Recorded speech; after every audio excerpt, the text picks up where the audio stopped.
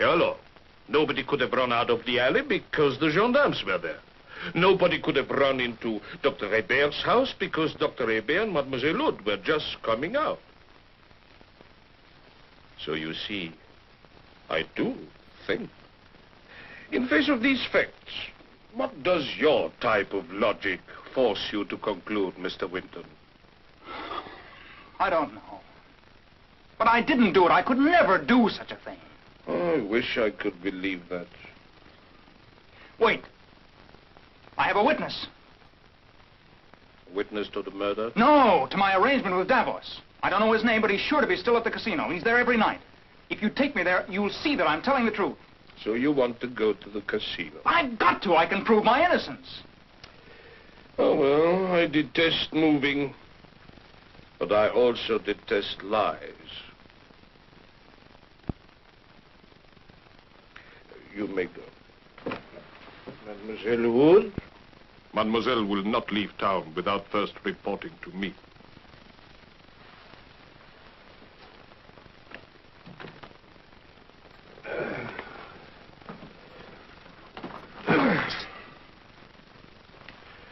After you, Mr. Winton.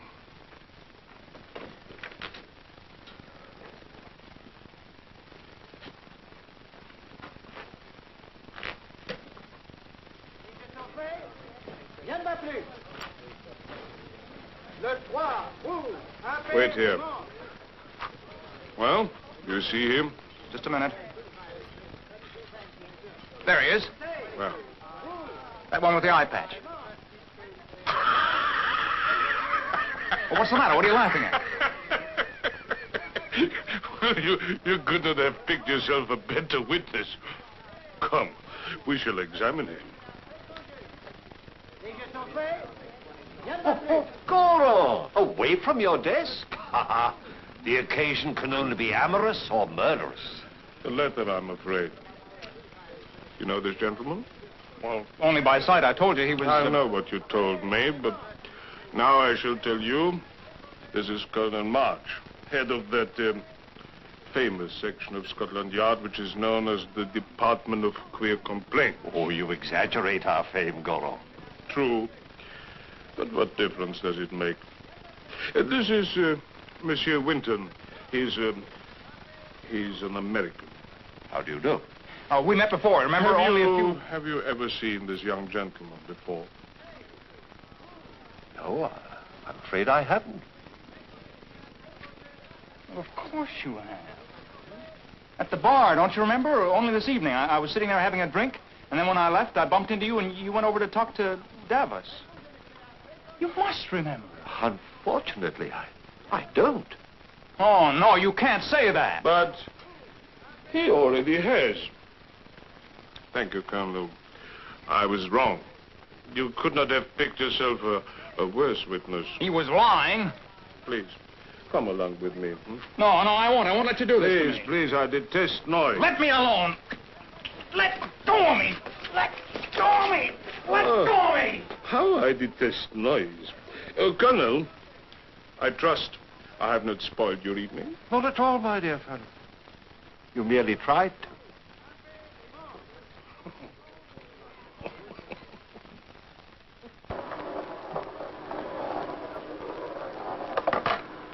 Sark. Oh, good morning, Goro.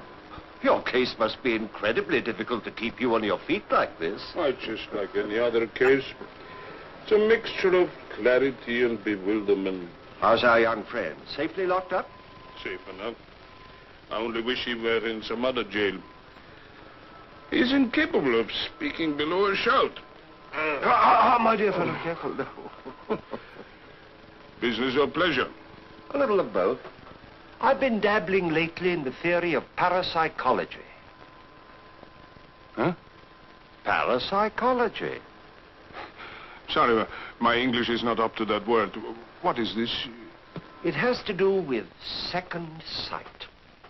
Do some people really have it, or is it just, for instance? Now, here's a pack of cards. Name each card as you turn it over.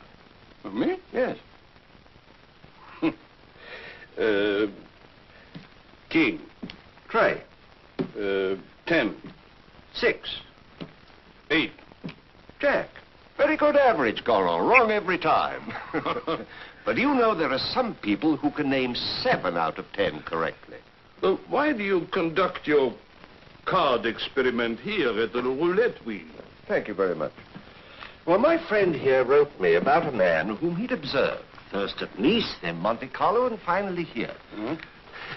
Now, this man invariably won small sums of money at the tables.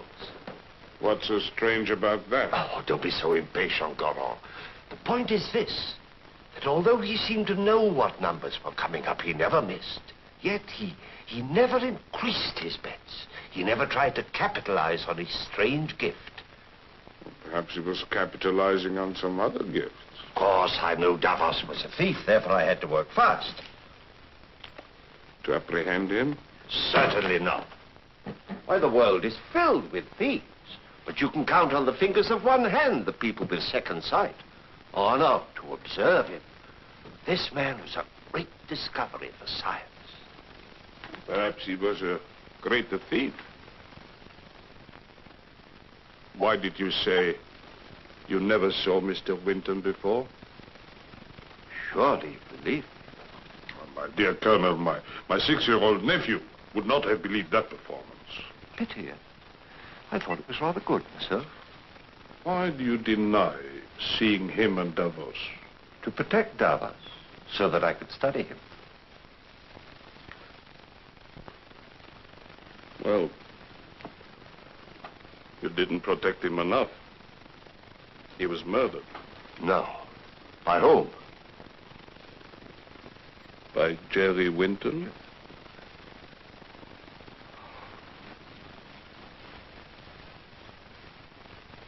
Why should I help you when you made me into a liar? I've already told you. I saw you with that thief Davos, and I thought you'd be safer in jail. Now, you tell me exactly what happened in that alleyway, or I'll leave you to stew on Devil's Island. Well, when I went into the alleyway, the spray of the fountain was between Davos and me. He gave a terrible scream and pitched forward on his head. You're sure there was nobody else in the alleyway? Absolutely. Tell me, Goro.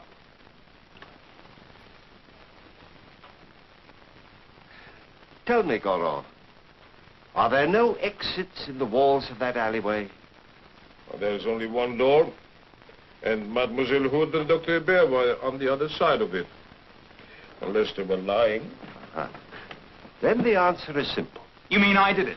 But not to be provided by a simpleton. I demand to see the American ambassador. Lock him up, Goro, lock him up. I demand to see the American ambassador. I want to take your hands off me, you Marge.